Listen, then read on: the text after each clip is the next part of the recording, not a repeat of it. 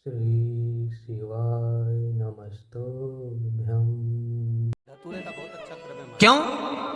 तो लिंग पुराण के अंदर और शिव महापुराण के अंदर वर्णन किया गया कि भगवान शंकर ने नंदी को वचन दिया था। सुनो नंदी, शंकर भगवान से नंदी कहता है हमारा भरण पोषण कैसे हो। शंकर भगवान कहते हैं नंदी, मेरे शिवलिंग पर यदि, कई लोगों को थोड़ा ध्यान दीजिएगा, है बहुत कथा पर बहुत ध्यान देना। शिव महापुराण की कथा है, बार बार ऐसी कथा नहीं मिल सकती आपको। सुनोगे आप अपनी जगह पर, बहुत वक्ता हैं, बहुत प्रेम से बांचते हैं, पर जो कथा रस तत्व से आपको मिल जाए उसको ले लीजिए महाराज। कोई वस्तु, कोई भोजन आप बनाकर लेकर गए हो, कोई पकवान आप बनाकर लेकर गए हो, कोई फल लेकर गए हो, यदि शिवलिंग पर वो पकवान, वो मिठाई, वो फल टच हो गया तो वो खाने के योग्य नहीं रहता। वो घर पर लेकर मत आना, मंदिर में ही छोड़कर।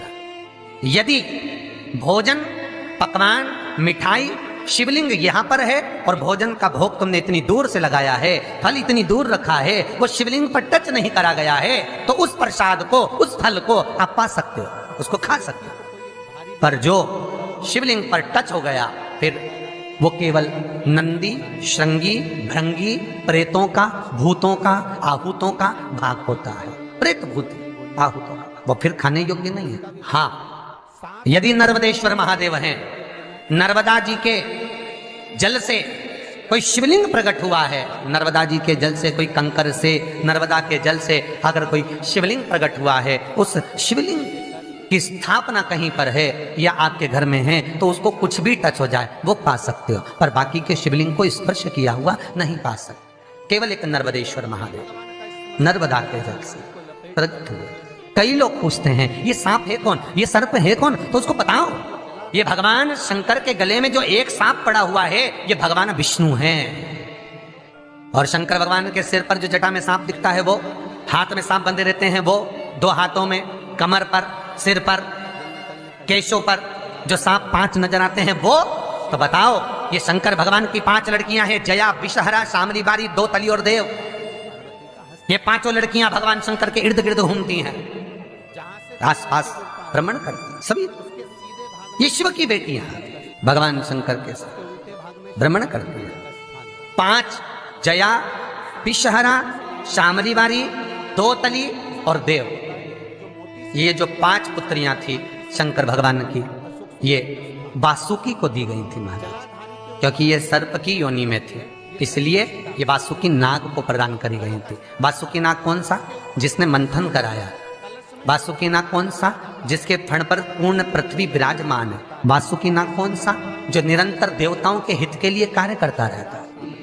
एक पान के पत्ते के ऊपर, मात्र पान जानते हो, वो खाने वाला पान करता है, उसका पत्ता, पान के पत्ते के ऊपर जो चंदन से शंकर के नाम, पार्वती का नाम और ब्रह्माणी सरस्वती का नाम लेकर शिव को समर्पित कर दे महाराज, उसकी भी तिथि बताइए, बड़ी सुंदर है।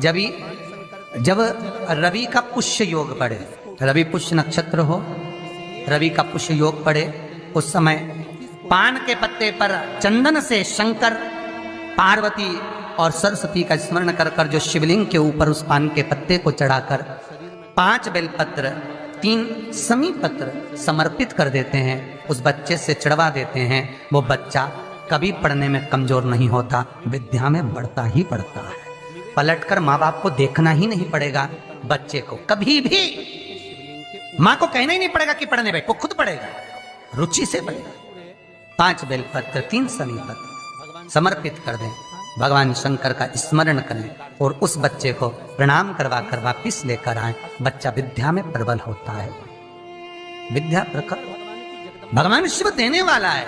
सरस्वती को स्वर बोले। शिव महापुराण की कथा, लिंग पुराण की कथा, विष्णु पुराण की कथा, पद्म पुराण की कथा कहती है कि किसी वृक्ष के नीचे, जिन वृक्षों का गुणगान हमारे शास्त्र करते हैं, जिन वृक्षों का गुणगान हमारी पुराणे करती हैं, उन वृक्ष के नीचे अगर एक मंत्र का मन का भी फेरा जाए तो उसका पुण्य 1000 गुना प्राप्त हो जाता है, आप रूप प्राप्त होता है अपने आप जिस पुण्य को करना चाहे। मेरा बहुत निवेदन है महाराज, बहुत प्रयास करा करो, प्रयास करना।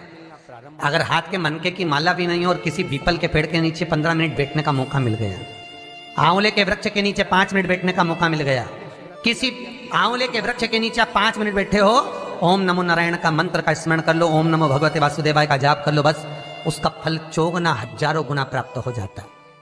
शमी के पेड़ के नीचे बैठे हो, श्री शिवाय नमस्तुभ्यम का जाप करिए। श्री शिवाय नमस्तुभ्यम।